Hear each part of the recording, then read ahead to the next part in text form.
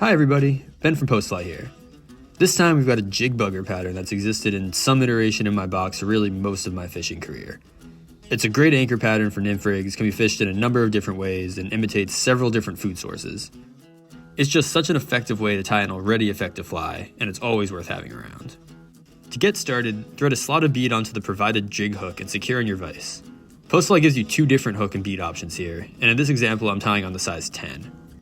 Before I even lay down thread, I'm grabbing a few inches of heavy wire to add just behind the bead. Snip this section off with your fingernail and start winding it anywhere in on the shank. The wire also adds a bit of bulk to the fly. Once your wire is in place, push it up as far as it will go into the head. Start your black thread behind it and make a few reps back and forth over the wire to lock it down. You can add some super glue to this section if you like, but I find it's not usually necessary. Some copper wire will add a bit of segmentation to the fly's body. Tie in a long strand where you tied in your thread with the bulk of the section facing the hook bend. Just let it hang back there for now. Just like a regular woolly bugger, our tail is all marabou. Prep one feather by pulling off the wispier strands towards the butt. From the other end, measure out a section that's slightly longer than the hook shank and keep it pinched in your non-bobbin hand.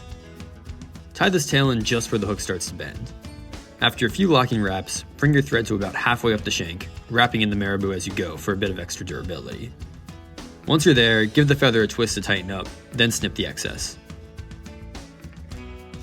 Move your thread back to just above the tail, tying down some of the marabou that sticks up along the shank as you go. This black wispy doving still gives some substance to the slim body of our jig bugger. Wrap a clump of the stuff in a thin noodle around your thread and start working up towards the head of the fly, adding more if necessary. Stop with about a bead head's length to go on the shank. Next, follow with the copper wire from earlier in even wraps.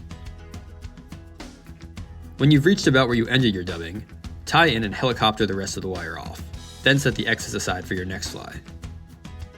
Pull off one strand of rubber legs from the selection in your kit. Wrap the leg around your thread at its midpoint and bring your bobbin up over the shank, sliding the leg down into position where you stopped your dubbing in copper wire. Make a couple wraps to secure, ensuring that the legs both face back, slightly coming off both sides of the shank at even angles. They should both extend out to almost the end of your tail, so cut accordingly. We'll give our jig a collar with this thin bugger hackle. Make sure you select the correct size from your kit, which will match whichever hook size you're tying on.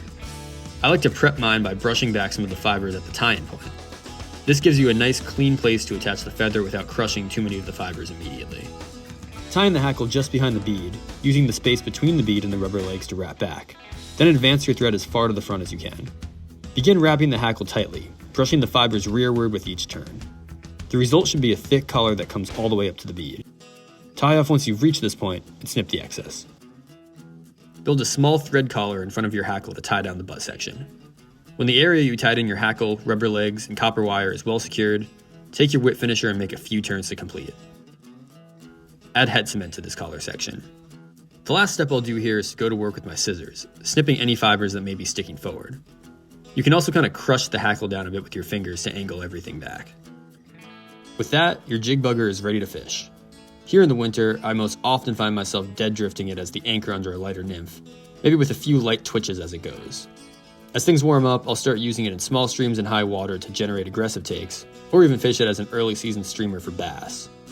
That's just the beginning, since this fly really has a place every month out of the year for all sorts of styles and species. I can guarantee you'll find a use for it somewhere. Thanks for watching.